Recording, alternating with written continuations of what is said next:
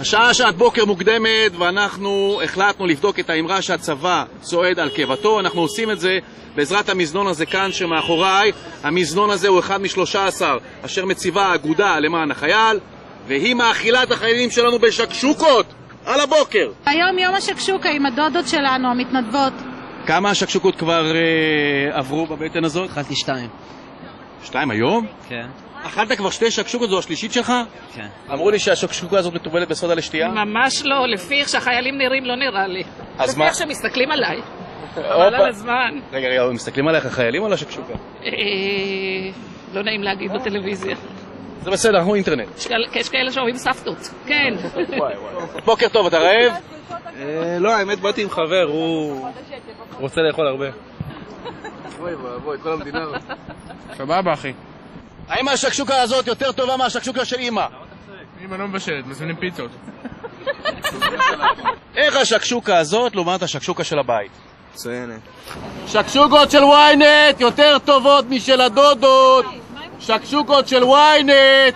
בשעתיים האחרונות חני הוציאה לא פחות מ-300 מנות. זו השקשוקה הראשונה שלך של האגודה למען החייל? שקשוקה ראשונה. ואיך היא? נחמדה. השיגה את השקשוקה של הבית? לא, בחיים לא. אני נכנס לאימתן של כל האימהות היהודיות. מה קורה כאן שהבנים שלהם אוכלים ולא אוכלים בבית? חני, בואי תעשי לנו סיור במטבח. אז כאן המטבח, כאן אנחנו עושים את השקשוקות, כמו שאתם רואים, פלטה, מגשים. כאן יש לנו מקרר של מוצרי חלב, וכן כאן יש לנו מוצרי חלב. יש פינת מנוחה שאנחנו לא מצליחים להגיע אליה, וזהו. מה המתכון, חני? ירקות, פלפל, בצל, הרבה שום, רסק עגבניות, קצת מים וסוכר, פלפל, וכמובן ביצים. רגע, אתה כלומר דוד. אני דוד? אני כבר סבא. לא. יש לנו את הדודות, אז אתה הדוד? אני הדוד. אבל כשיש קצת מנוחה, מה אתם עושים פה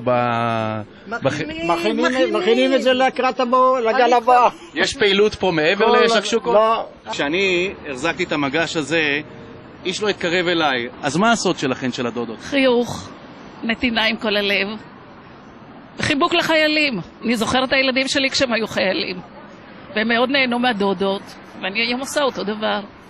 אתם לא יודעים כמה זה טעים! אני חוזר לצבא, אני שם על עצמי מדים, דודות, דודים, דבר הכי טעים שאכלתי, מלכה, אני לא חוזר הביתה.